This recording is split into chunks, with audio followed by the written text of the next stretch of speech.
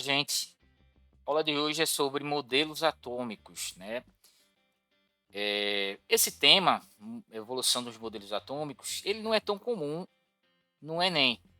Apesar de ser um tema bastante cobrado em vestibulares, né, estaduais, no Enem ele não costuma ser tão cobrado, né? No Enem tradicional, no Enem normal. Segunda aplicação e outras modalidades de Enem, talvez venha sendo tenha caído questões do Enem, mas normalmente não é tão importante assim para a prova do Enem. Mas a gente trouxe porque você que vai fazer Enem deve fazer outros vestibulares aí, SSA e vestibulares estaduais.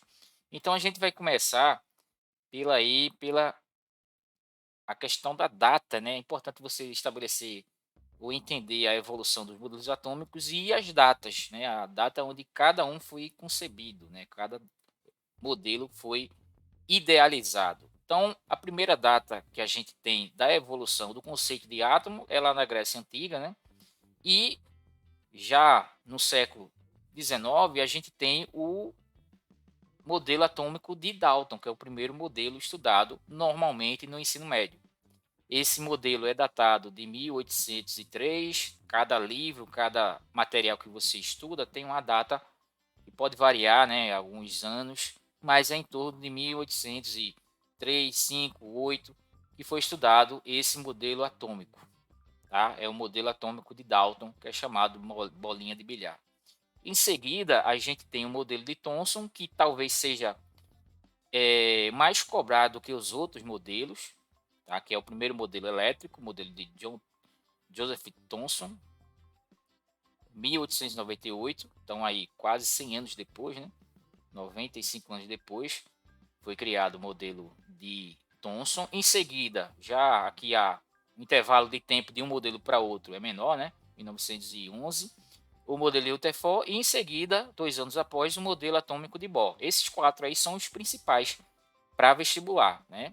Já o modelo quântico, apesar de ser que traz consequências para o modelo atual, é o modelo que é menos cobrado, né? O modelo quântico, que não existe aí, que existem diferenças com relação ao modelo de Bohr e Rutherford. O modelo de Bohr e Rutherford, em alguns vestibulares, ele chama de modelo Rutherford-Bohr, uma coisa só, que é o caso do SSA. O SSA teve alguns anos anteriores, né, provas anteriores, que trouxe o modelo de Bohr como sendo Bohr-Rutherford, que a mudança de um para outro é pequena, visualmente pequena, mas existe um conceito diferente aí para um e do outro. Então tem as datas aí importantes para você lembrar. Claro que cada livro, cada material que você estuda vai ter uma data que pode mudar, né? 1 ano, 2 anos, dependendo do material. Então, o primeiro modelo atômico estudado no ensino médio é o modelo de John Dalton,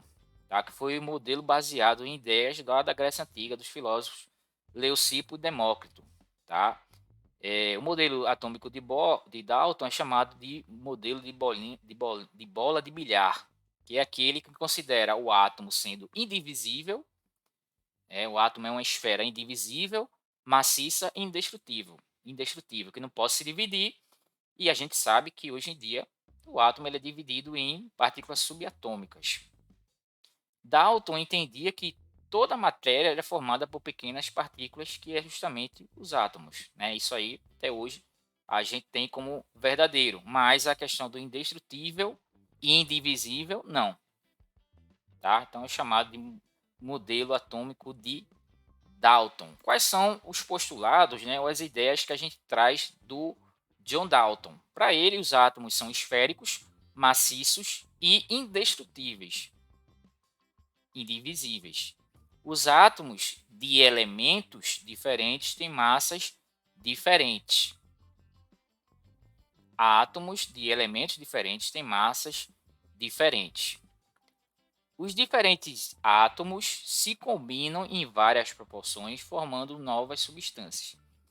Isso aí é o conceito basicamente de reação química, né? Vou ter reações onde cada molécula vão colidir uma com a outra e vão se combinar em proporções diferentes, né? Várias proporções.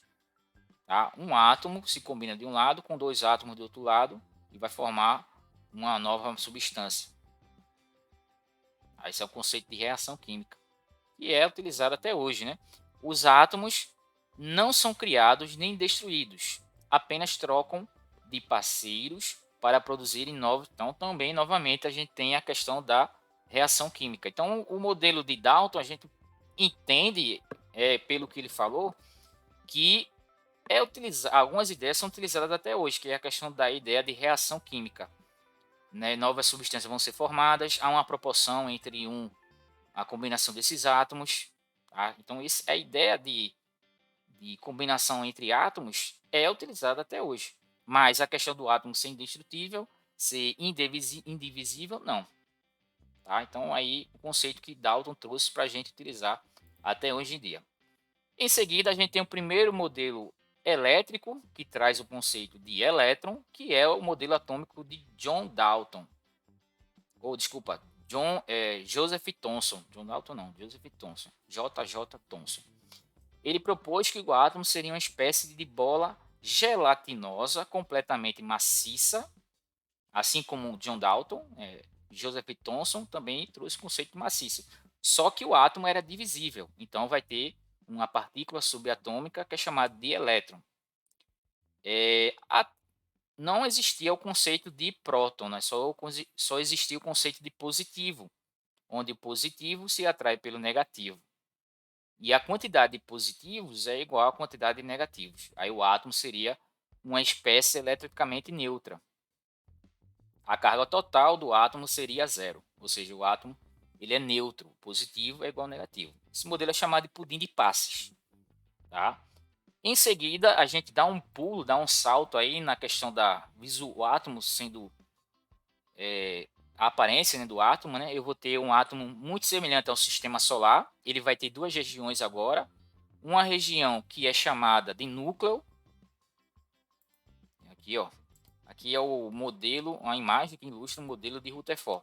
Eu vou ter a região do núcleo, que é essa que tem a bolinha preta aqui, ó, que seria o núcleo.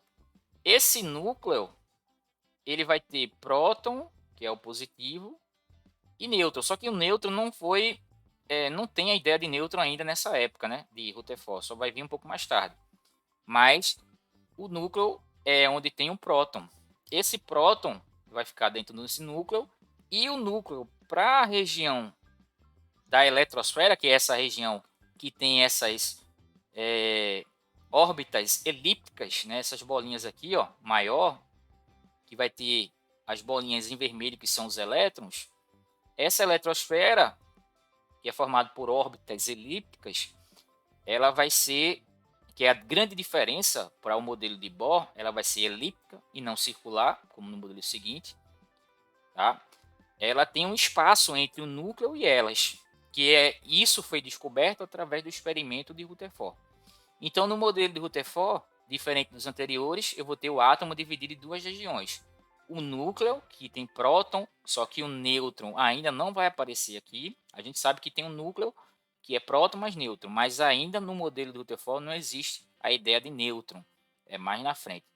Mas ele tem um próton e vai ter um espaço entre o núcleo e a eletrosfera. Tem um espaço vazio, que é onde o experimento de Rutherford vai provar que o átomo teria duas regiões. Uma região que tem um próton e uma região que tem um elétron. Tá? Então, o átomo ele tem duas regiões. O núcleo do átomo contém toda a massa. Esse núcleo aqui atômico, ele tem toda a massa atômica. E a eletrosfera teria todo o volume atômico. A eletrosfera tem o volume do átomo. O tamanho do átomo é determinado pela eletrosfera. E a massa do átomo é determinada pelo núcleo. Isso foi o que a gente tem de contribuição de Rutherford. Qual foi o experimento que ele realizou para chegar a esse entendimento do modelo atômico de Rutherford? É esse experimento ilustrado aqui. Eu tenho uma fonte de radiação, tá, um material radioativo. Aqui vai ser emissão alfa. Ela vai ser direcionada para se chocar com a lâmina de ouro, uma placa de ouro. E ele percebeu que grande parte desse feixe de luz, dessas emissões, elas atravessavam a placa de ouro. Outras se desviavam ou 90 graus ou 180 graus, né? Se desviavam porque atingiam o núcleo atômico. Tá? Então, esse experimento provou que há uma grande região entre o núcleo, uma região vazia, e a eletrosfera. Tá? Essa região vazia aqui é justamente que vai formar o tamanho do átomo. Tá? Esse foi o experimento da lâmina de ouro de Rutherford. E mais tarde a gente chega no modelo de Bohr, que em provas ele é tratado como um modelo de Rutherford-Bohr. A diferença de um para outro é que aqui não vai ter órbitas elípticas, são órbitas circulares. Cada órbita tem um valor de energia, órbita quantizada, né? Aqui tem uma energia, aqui vai ter uma energia 1, aqui vai ter uma energia 2, aqui vai ter uma energia 3. Se um elétron está numa órbita, para ir para outra órbita, ele vai absorver ou liberar energia. Essa é a contribuição do modelo de Bohr. É a questão das órbitas serem circulares, cada órbita tem uma energia, ele nem absorve nem libera se ficar na mesma órbita, mas se ele sair da órbita dele, ele pode absorver, pode liberar. Se ele está numa órbita mais externa, a E3, e quer ir para mais interna, ele libera na forma de fóton. Se ele está numa mais interna, a 2, por exemplo, e quer ir para 3, ele vai ter que absorver, vai ter que pular. Tá certo? Então, o modelo de Bohr é um modelo que utiliza o conceito de quantização, fóton. Tá? É um modelo que você tem que pegar essas palavrinhas-chave aí. Ok? Então, fazendo essa breve revisão do conceito de evolução dos modelos atômicos, a gente chega na questão do Enem 2022. É uma prova recente que trouxe o conceito de modelo atômico de Dalton, trouxe as contribuições de Dalton, como a gente já falou, e mais na frente ele vai perguntar qual é a ideia de Dalton que vai ficar até hoje, que é a ideia lá de reação química, né? A relação que os átomos vão se combinar e vão formar, em proporções definidas, vão formar novas substâncias. É esse conceito que vai ficar aí para a contribuição de Dalton. Então vamos lá. Questão Enem 2022, em 1808, lá no texto, né, a gente falou em 1803, né? Então tem a diferençazinha de data aí. Dalton publicou, que é o artigo que ele publicou, o trabalho que ele publicou, o livro que ele publicou, no qual continha 5 postulados. Esses postulados são enumerados a seguir. Então, fala dos postulados de Dalton, que a gente falou lá. A matéria é formada por átomos indivisíveis, a gente sabe que não. Todos os átomos de um dado elemento químico são idênticos em massa e em todas as propriedades. Todos os átomos então a gente percebe já a questão de outro equívoco, né, do modelo atômico de Dalton. Eu posso ter, por exemplo, o hidrogênio 1, massa 3, o hidrogênio 1 de massa 2 e o hidrogênio 1 de massa 1. Eles não são iguais, tá? Eles não são iguais, está falando que são iguais em massa. Eles são iguais em número atômico, né? Mas em massa não. E em todas as propriedades. Não, um pode ser radioativo, outro não. Então aqui também pode ser considerado um equívoco que não é utilizado hoje. Diferentes elementos químicos têm diferentes tipos de átomos. Em particular, seus átomos têm diferentes massas. É uma questão meio confusa, né? Eles têm massa diferente, tá? Mas para ser diferentes elementos, tem que ter principalmente o número atômico e não a massa. A massa de um átomo pode ser igual, de um elemento pode ser igual a de outro elemento, mas o número atômico não. Os átomos são indestrutíveis e nas reações químicas mantêm sua identidade. Os átomos não são indestrutíveis, né? Os átomos podem perder, ganhar próton, se transformar em outra coisa. Nas reações químicas a gente fala de elétron, ele vira um íon. Nas reações, nas radiações, né, quando a gente mexe com radiação, fala de próton, fala de nêutron. E a gente chega no único postulado que está correto para os dias de hoje. Os átomos de elementos combinam com átomos de outros elementos. Ele está falando assim, um átomo de hidrogênio vai reagir com oxigênio, por exemplo, em proporções com números inteiros para formar novos compostos. Pode botar aqui o exemplo da reação da água. A reação da água é uma reação que vai formar H2O, um composto, né, uma substância química composta através da proporção, né, desses átomos de elementos diferentes, de outros elementos que vão se combinar. Tá? Então aqui eles vão trocar posições, né, para poder formar a H2O. Aí ele quer saber justamente qual é o item correto para essa questão que traz a contribuição para o modelo atual. Né? Então fala assim, ó, com base no modelo atual que descreve o átomo, qual dos postulados de Dalton ainda é considerado correto? É justamente o item 5, que é a combinação, é a reação química, né, basicamente. A reação química é a combinação de átomos de elementos, tá, que vão se combinar, né, com proposições, né, na proporção de números inteiros. É essa, deixa eu ver aqui, é isso? Números inteiros pequenos para formar compostos. É essa aí o postulado que ainda pode ser considerado nos dias atuais. A gente não pode considerar que o átomo é indestrutível, nem considerar que o átomo é indivisível. Ele é divisível em partículas subatômicas. Então, nosso gabarito aqui é a letra E. Bem, essa foi a única questão que eu encontrei aqui do Enem tradicional, até a data de hoje, sobre essa parte aí de evolução dos modelos atômicos. A gente volta aí numa próxima com mais um tema para vocês. Bem, gente, hoje a gente vai falar sobre isomeria, mais especificamente um tipo de isomeria que é a isomeria plana. Nas últimas edições do Enem, né, a gente tem a presença desse tema com algumas questões e a gente vai ao final respondê-las. Né? A isomeria ela pode ser dividida em dois tipos: a isomeria plana, que é você fazer a comparação das estruturas do ponto de vista no plano, né?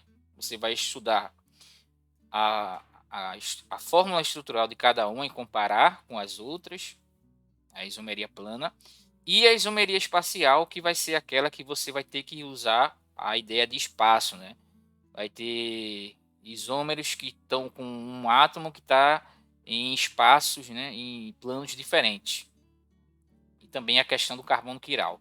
A parte de isomeria espacial a gente vai deixar um pouco de lado, porque apesar de ser importante você estudá-la, né, saber o que é, a isomeria plana é a que vem mais sendo cobrada, tanto em provas de primeira aplicação, segunda aplicação e o Enem digital. Então a gente vai focar na isomeria plana.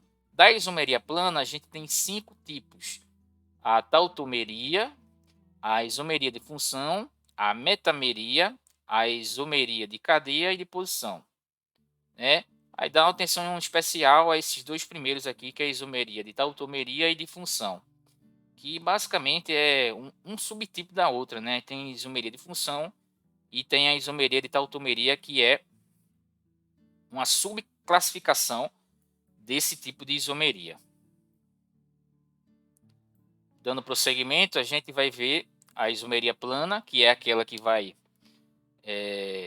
você vai identificar esse fenômeno de isômeros. Isômeros é quando um composto ele tem a mesma fórmula do outro, só que eles apresentam alguma coisa diferente. Aí isso vai ser, você vai distinguir um do outro através da estrutura plana, através da forma estrutural plana. Aí dentro dessa isomeria plana a gente tem aquelas classificações: isomeria de função, isomeria de cadeia, isomeria de posição, metameria e tautomeria. Então vamos ver aqui o que significa cada uma delas, né? Isomeria de função, aqui é a definição por escrito, né? Os compostos diferem na função orgânica. A gente tem alguns casos aqui que você vai encontrar isomeria de função. Por exemplo, um éster ele vai apresentar algum tipo de isomeria de função com um ácido carboxílico.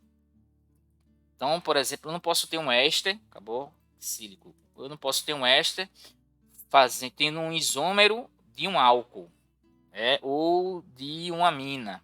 Então, tem alguns grupos aí que vão ter a possibilidade de ter isômeros. É o caso aí, por exemplo, do aldeído e as cetonas. É o caso mais comum. Como é que ocorre esse tipo de isomeria no aldeído e na cetona? Você tem, por exemplo, a propanona, que é uma acetona, e você tem o propanal, que é um aldeído.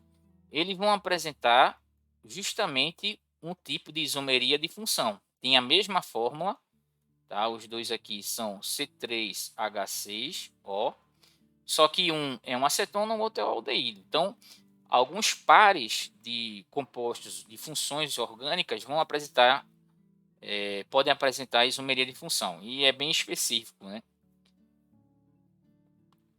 O éter e um álcool, por exemplo. O éter é aquele que vai ter o heteroátomo, né? Ele pode apresentar isomeria de função com um álcool, por exemplo. Esse éter aqui, né, que é o metoximetano, e o etanol, eles apresentam um tipo de isomeria, né? Então, cada função vai ter um irmão gêmeo, vamos dizer assim, né?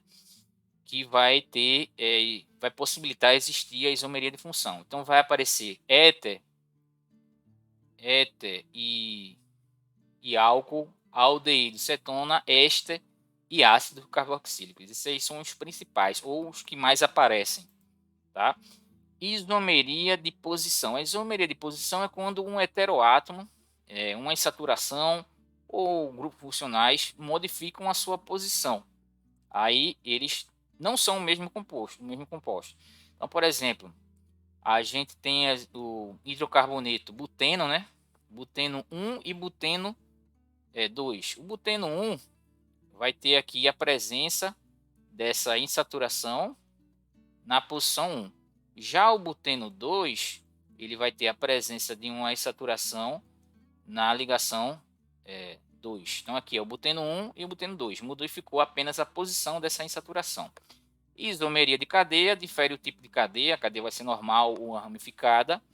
Isomeria de compensação, metameria, a diferença da posição do heteroátomo. Na verdade, eu falei aqui da isomeria de posição, que apresenta heteroátomo, mas na verdade a isomeria de compensação é um tipo específico de isomeria de posição, né? E aí sim vai apresentar o heteroátomo. Falei errado aqui da isomeria de posição, falei do heteroátomo, mas o heteroátomo vai aparecer aqui. Então, por exemplo, eu posso ter um composto, um éter, que é o que vai apresentar o heteroátomo, etoxetano, deixa eu ver se eu estou aqui na frente. Isso aí é o etoxetano. E esse oxigênio aí, que é um heteroátomo, ele vai modificar a posição dele. Então, esse tipo de isomeria é um caso diferenciado da isomeria de posição. Só que aqui aí é chamado de metameria ou isomeria de compensação. O oxigênio mudou de posição. O oxigênio, no caso aqui, é um heteroátomo. É um átomo diferente do carbono. Eu falei que na isomeria de posição haveria a modificação da posição do heteroátomo, mas não. É na isomeria de compensação. Mas a ideia da isomeria de posição é semelhante à isomeria de compensação, só que no caso da isomeria de compensação é um heteroátomo que vai modificar a posição. A tautomeria, que talvez é a que você deva mais prestar atenção, que é um caso particular também da isomeria de função. Eu vou ter um equilíbrio entre um enol, que é como se fosse um álcool, né? O enol é um composto orgânico que é semelhante ao álcool. A diferença é que o OH vai estar ligado a um carbono insaturado, que vai ter uma dupla ou uma tripla ligação. Esse enol ele vai estar em equilíbrio com aldeído ou com uma acetona. Aí é chamado de tautomeria. É um caso particular da isomeria de função. Vamos ver aqui esse material para a gente tentar entender através dos exemplos, né? Isomeria plana resumida aí na imagem. A gente tem a mesma fórmula molecular. Para ser isômero tem que ter a mesma fórmula. Para ter isomeria tem que ter a mesma fórmula molecular. Aí você vai prestar atenção na questão da classificação. Qual é o tipo de isomeria que tem a mesma fórmula, mas vai ter a classificação diferente. Então, por exemplo, isomeria de função é a que tem a mesma fórmula molecular, todos os compostos aqui têm a mesma fórmula, só que a função é diferente. Então, aqui, como eu falei, é o propanal. O propanal é o C3H6O. E esse aqui é a propanona, C3H6O. Tem a mesma fórmula, só que a função é diferente. Isomeria de cadeia. A cadeia aqui ela é fechada e aqui ela é aberta. Isomeria de posição. Está modificando a posição do OH, que é a hidroxila, mas poderia também modificar a posição da dupla. Se modificar a posição de um heteroátomo, aí vai ser um caso particular da isomeria de posição, que é a metameria e a isomeria de compensação. Esse aqui está modificando de posição. Aí é um caso particular da isomeria de posição, chamado de metameria. Mas se cair na prova, se a mudança do heteroátomo é isomeria de posição ou metameria, você vai dizer que é metameria, o tipo de isomeria plana. E a tautomeria é um caso particular da isomeria de função, que vai acontecer quando eu tenho um equilíbrio entre um aldeído e um enol, ou uma acetona e um enol. Resumindo toda a história aí da isomeria plana. Bem, vamos lá para as questões que foram cobradas aí no Enem. Essa questão aqui é a mais atual do tema, 2021. Vai falar sobre um tipo de isomeria. A icterícia, popularmente conhecida como amarelão, é uma doença patológica em recém-nascidos. Um bebê com icterícia não consegue metabolizar e excretar de forma eficiente a bilirrubina. Com isso, o acúmulo dessa substância deixa a cor da pele amarela.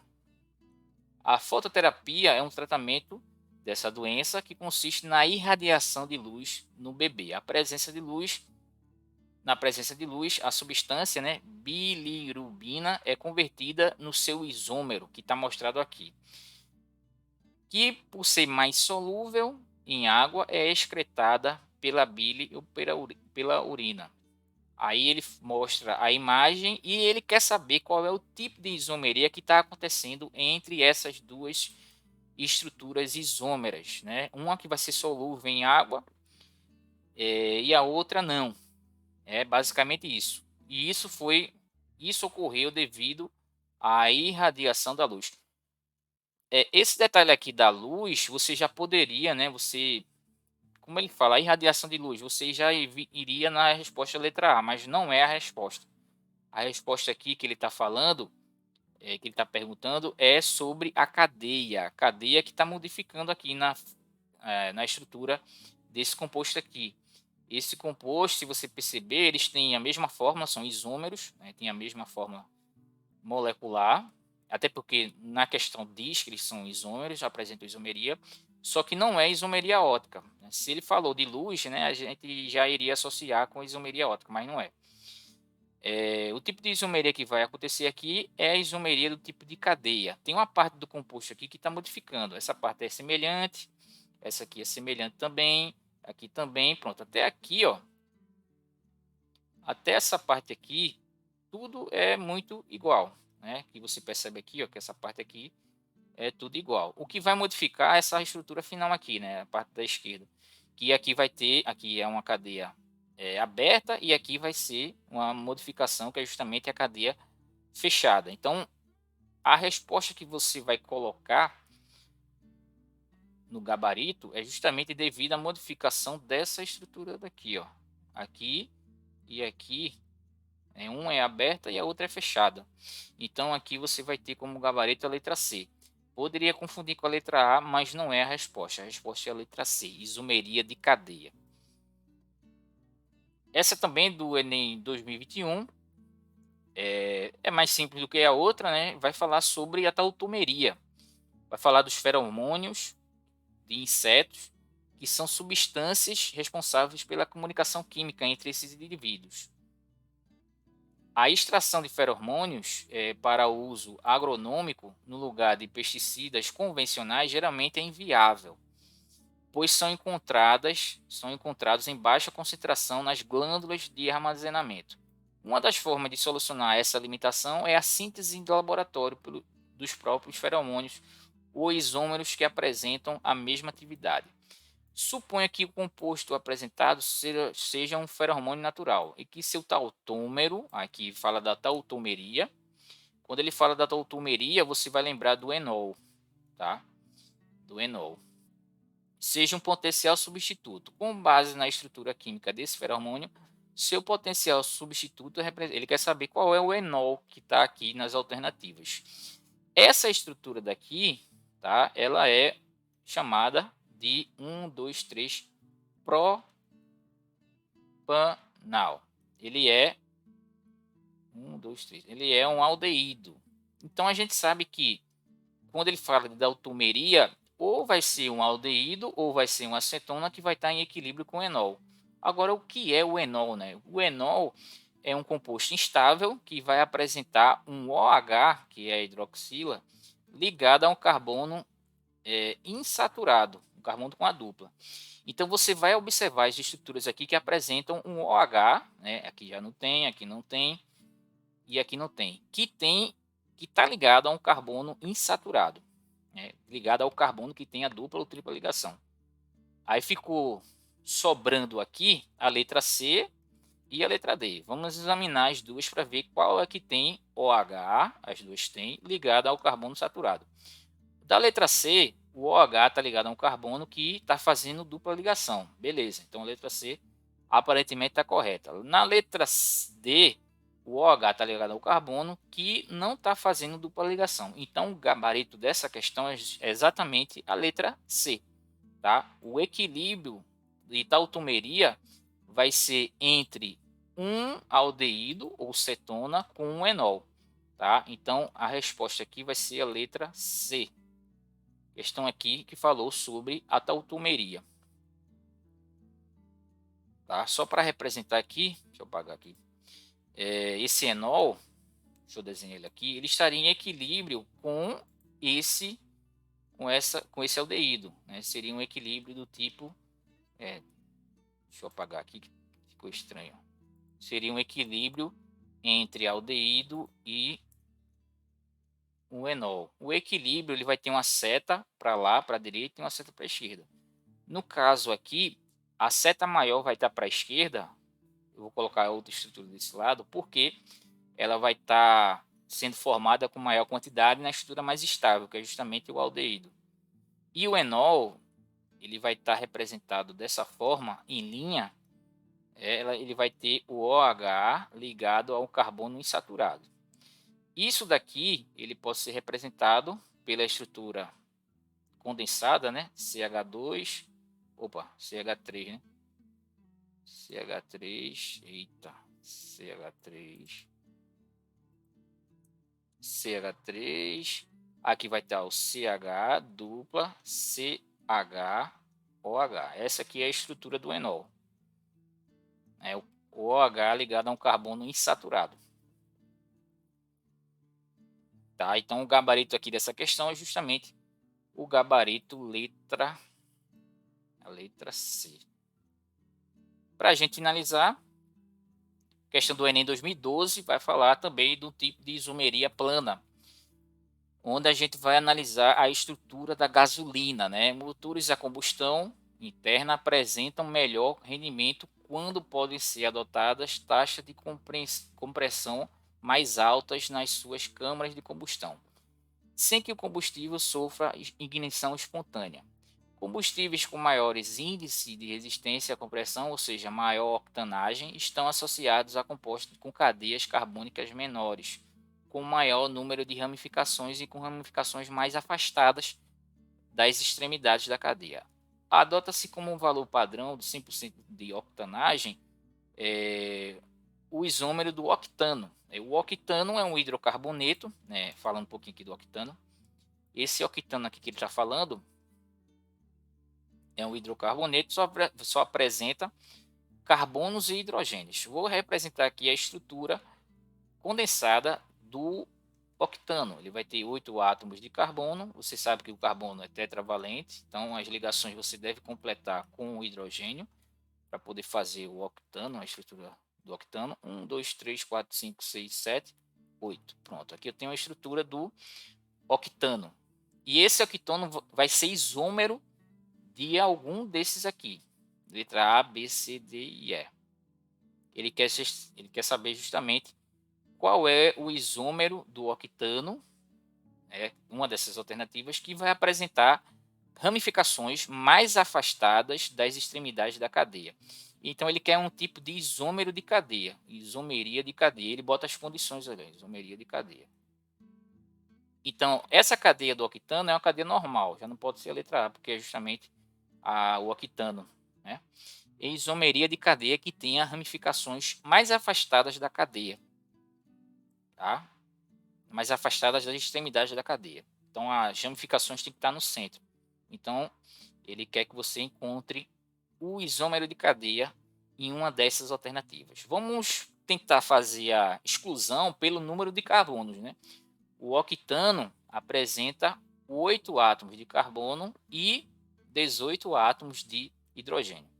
Então vamos por eliminação verificar quais aqueles que apresentam 8 átomos de carbono, né? Na letra B eu tenho um hexano, que são 6, e 2,4 de metil, que são 2. Beleza, está correto aqui. Letra C, heptano, são 7 e metil 1. Letra D, 2, 5 de metil são 2, hexano são 6, dá 8. E a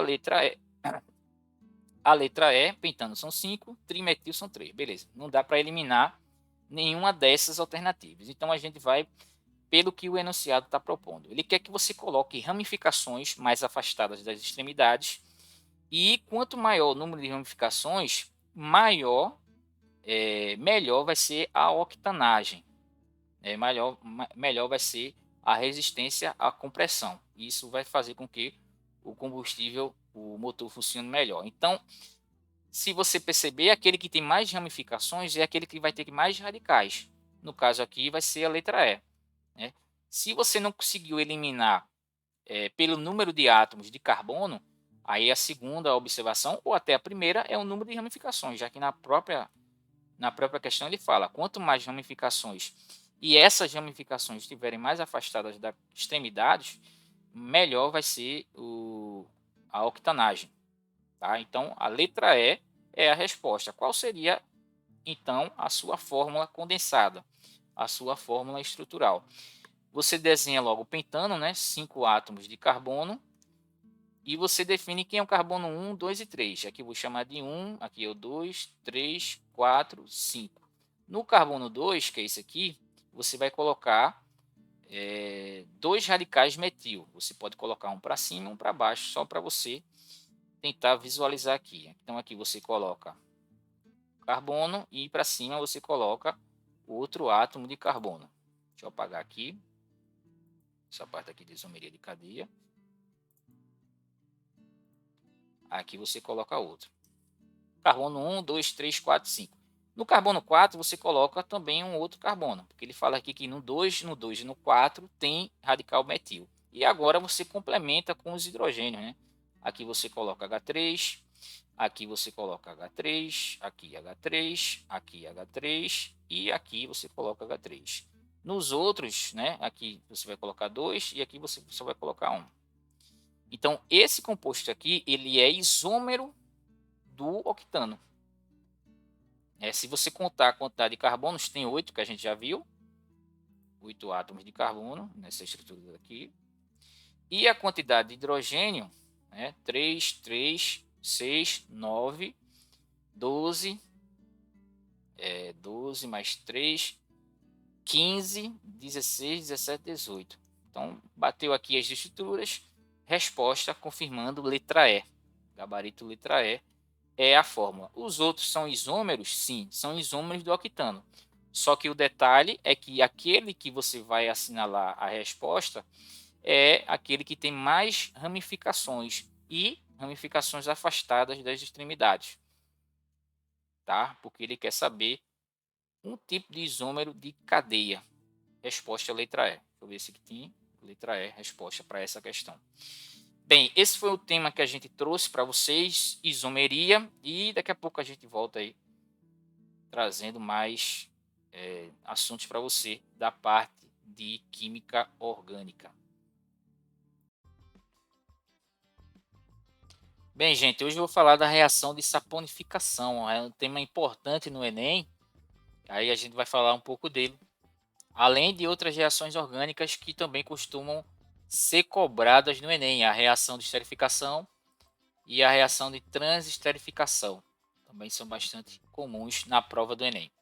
O que é essa reação de saponificação? É a reação para você produzir sabão através de sais, né, de ácidos graxos, chamados de ésteres.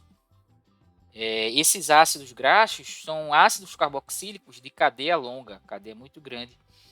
Aí é chamado de ácido graxo. E eu vou reagir esses sais com uma base forte, normalmente é hidróxido de sódio, e vai produzir glicerina mais o próprio sabão.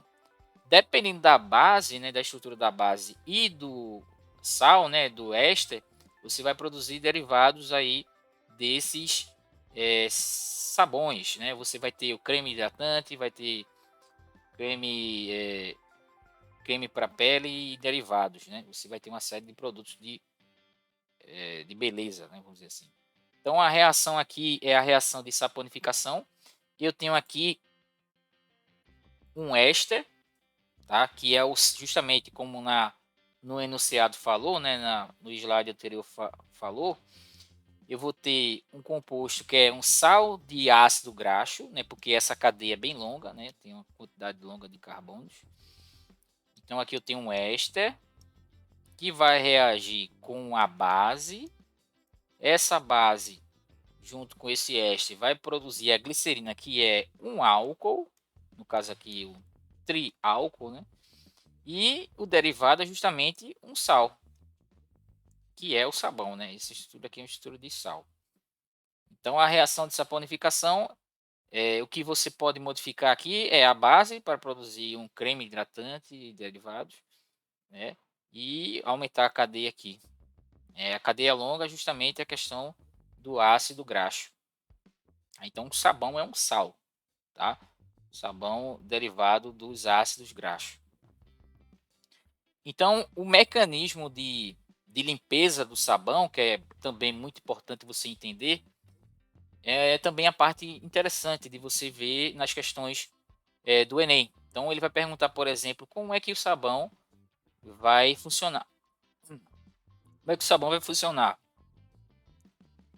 O sabão tem duas partes, né? Uma parte polar e uma parte apolar. E essas duas partes aí da estrutura do sabão, ela vai funcionar justamente para remover as sujeiras e ao mesmo tempo manter, né, a interação com a água. Então, a sujeira normalmente são substâncias com caráter apolar e a água é uma substância polar. A água não sozinha não consegue limpar a sujeira. Então, para isso, eu vou ter uma parte polar do sabão que vai interagir com a água e a parte apolar do sabão vai interagir com a sujeira, permitindo assim envolver toda a sujeira nessa estrutura aqui longa. E essa parte aqui interage com a água. É justamente a parte polar, a parte que forma polos. O polo positivo é justamente desse metal aqui lá do sal. E o polo negativo é essa outra parte aqui. Já na parte apolar são só os carbonos. Tá? Essa estrutura vai se repetir também no detergente, na estrutura do detergente. Então aqui está o mecanismo de como funciona a remoção da sujeira pelo sabão. A gordura, né, a sujeira, a impureza, vai estar lá na roupa, na roupa, num objeto qualquer, né, na cadeira, sei lá o que, no chão. Aí o que vai acontecer é que a água sozinha ela não consegue remover a gordura, porque a gordura é uma substância apolar. A água é uma substância polar, então ela sozinha não consegue interagir. Já o sabão, que é justamente essa imagenzinha aqui, ó, que tem uma bolinha com menos e um tracinho assim, essa bolinha com menos é a parte do sabão responsável pela parte polar. Então ela interage com a água. E a outra parte aqui, que é essa cadeia toda aqui, é a parte que vai interagir com a gordura. Então o que vai acontecer? essa parte apolar vai rodear, né, ela vai cobrir toda a estrutura da gordura e ela vai levar a gordura para fora, né? Ela vai remover a gordura através desse mecanismo. Ela envolve a gordura e leva para fora, que é justamente a limpeza. Retira a limpeza, retira a sujeira do da roupa, né, da cadeira, do chão. Esse é o mecanismo de funcionamento do sabão. Tanto do sabão quanto do detergente. Né? A estrutura do detergente e do sabão são bastante semelhantes. Então, o que ele fala aqui é que o sabão vai espetar a gordura, né, com essa parte apolar, e a outra parte, que seria essa cabeça, né, a parte negativa, ela fica interagindo com a água. Aí ela consegue envolver, espetar toda a gordura e removê-la. Ele mostra aqui a adesão do sabão à sujeira, o desligamento, né, da sujeira com o tecido, que ele fala aqui, e por fim é justamente a remoção total da gordura. Então vamos para as questões que já foram cobradas no Enem, para a gente ver como é feita aí essas questões aí, como foram cobradas as questões no Enem. A questão 2014 fala sobre a capacidade de limpeza e eficiência do sabão. Vai depender da sua propriedade de formar micelas, que são aquelas estruturas, né, que vão remover a sujeira, a gordura, que arrastam com facilidade as moléculas impregnadas no material a ser limpo, né, que pode ser uma roupa, um objeto, a cadeira, o chão. Tais micelas têm em sua estrutura partes capazes de interagir com substâncias polares, como a água, e interagir com substâncias apolares, que são as gorduras, que pode ser gordura ou os óleos. Tá? A substância capaz de formar a estrutura mencionada, ele quer saber qual dessas estruturas aqui é justamente o sabão. Né? O sabão, a gente viu que ele tem uma quantidade muito grande de carbonos, uma cadeia longa de carbono, e na parte, né, que ele mostrou lá, que seria a cabeça, né, vamos dizer assim, o círculo, seria a parte polar. Nessa parte polar, eu vou ter uma estrutura como o sal, né, uma carbonila, o oxigênio negativo e o nosso sódio, né, já que o sabão é derivado da soda cáustica. E aqui eu vou ter uma cadeia carbônica bem longa, né, que é justamente responsável pela remoção da gordura. Eu fiquei na frente aqui, né? Então, o sabão apresenta uma cadeia polar. Essa cadeia polar é justamente a parte da cadeia que é a estrutura de um sal. Então, você vai procurar isso daqui, né? O COONA, que é justamente aqui e aqui. Nas outras não tem, então a gente já elimina a letra A, D e a letra E. E a outra estrutura que é apresentada no sabão, aqui a parte polar, é justamente a cadeia longa. Aqui, ó, esse carbono vai estar ligado a vários outros átomos de carbono, cerca de 17, né, 18, 17 átomos de carbono. Então, nosso gabarito aqui é a letra B. Né? Essa estrutura aqui é a estrutura básica do sabão. E essa questão mais atual de 2021 vai perguntar justamente qual é o nome dado a reação onde você pode aproveitar, né, o óleo que é jogado no ralo da pia. Então ele fala aqui: a simples atitude de não jogar direto no lixo ou no ralo da pia o óleo de cozinha usado pode contribuir para a redução da poluição ambiental. Mas como fazer o que fazer com o óleo vegetal, que não será mais utilizado? Aí ele fala que não existe um modelo ideal de descarte, mas uma alternativa simples tem sido reaproveitada para fazer sabão.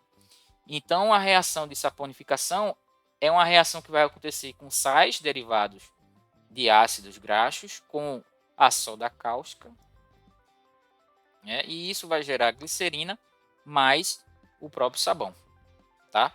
E essa reação é a reação de saponificação. Ele está perguntando justamente qual é o nome da reação que você vai produzir o sabão. E é justamente reação de saponificação. Tá certo? Bem, essa foi a parte aí da reação de saponificação. E a gente se vê logo logo.